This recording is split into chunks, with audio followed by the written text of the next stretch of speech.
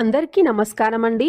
పోలి పాడ్యం రోజు తెల్లవారుజామున తులసికోట ముందు గాని, నక్షత్రాలు కనబడే చోటు గాని చక్కగా పసుపుతో అలికి అష్టదళ పాదపద్మం ముగ్గు వేసి పసుపు కుంకుమలతో అలంకరించాలి. ఇలా ఒక బేషన్లో నీటిని తీసుకొని గంగా నదిగా భావించి పసుపు కుంకుమ బొట్లు పెట్టాలి. నీటిలో పసుపు, కుంకుమ, గంధము, అక్షంతలు, పువ్వులు వేసి నమస్కారం చేసుకోవాలి.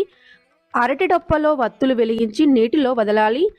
అరటి డొప్ప దొరకకపోతే ఇలా కొబ్బరి చిప్పను తీసుకుని దానికి కూడా పసుపు కుంకుమ బొట్లు పెట్టి 33 వత్తుల దీపాన్ని పెట్టి ఏకహారతి గాని అగరవత్తి గాని వెలిగించి దీపానికి కూడా పసుపు కుంకుమ గంధము పువ్వులు సమర్పించి నైవేద్యం సమర్పించి ఆరతి ఇచ్చి నీటిలో ఈ దీపాన్ని వదలాలి.